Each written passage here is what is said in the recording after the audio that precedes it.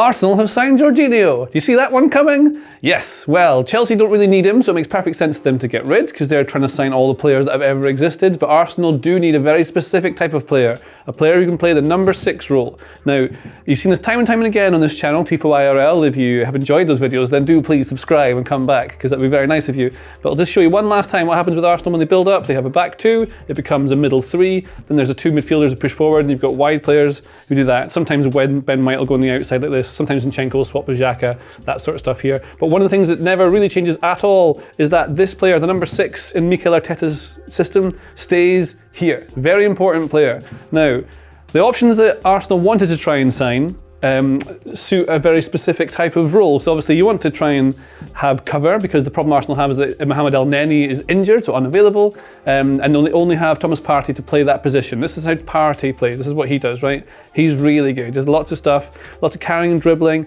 lots of progressive passing, this sort of thing. Never gets in the box. He stays back. We know that. That's what he does.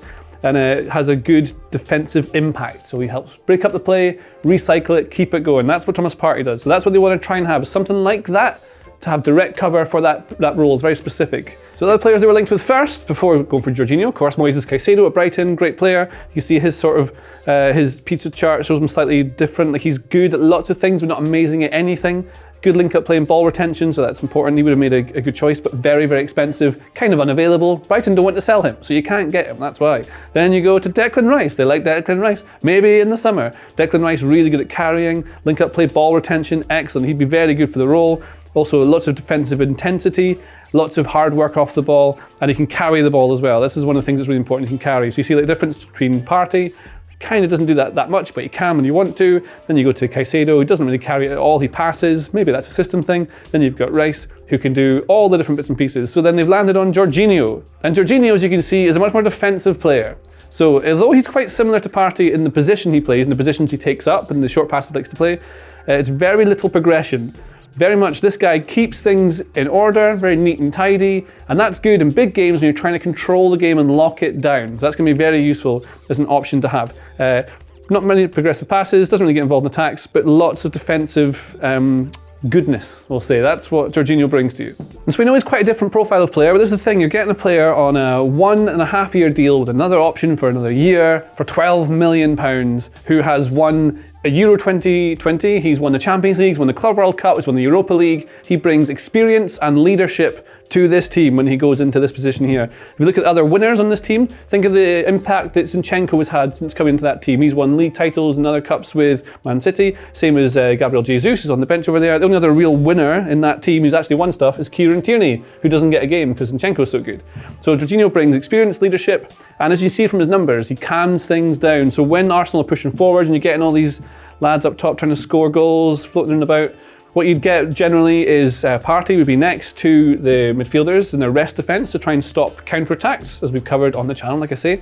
But then you've got Jorginho now, who maybe rather than trying to thread through a pass, he can do these and play these passes. You'll see him do it a lot. You can do these.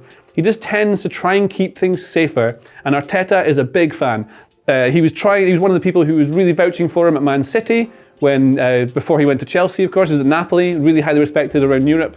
And yeah, Arteta really wanted to buy him. He knows the player very well, so you think he knows what you have. The thing he doesn't have is pace. So if the ball does turn over and people are able to break at speed, you won't find him being able to cover the ground very quickly. He's a bit like a tugboat in that regard. But it doesn't matter, because the speed of his mind is very quick. And so often, if you are in the right place at the right time, if you see a trouble, so you can see the ball might turn over, he might step in to try and block the pass that's going to come, to try and make them make a different pass, which slows things down. He does things very cleverly off the ball that can help with that defensive part of the game, and then we see from his numbers that he likes to then keep things ticking over, and he's really good in these short combinations. When Arsenal get forward, he'll be really useful at just tapping the ball around, moving in position to be free for a pass. He's always free for passes, which is one of the reasons he's something like the 16th highest number of passes per 90 since he joined the Premier League from Napoli.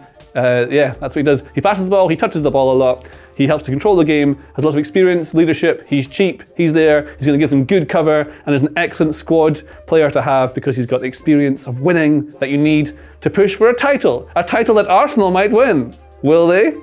Maybe Jorginho will be the secret with his lovely penalties. That's Jorginho and why it makes sense to Arsenal, for me. If you like this video, please consider subscribing to the channel.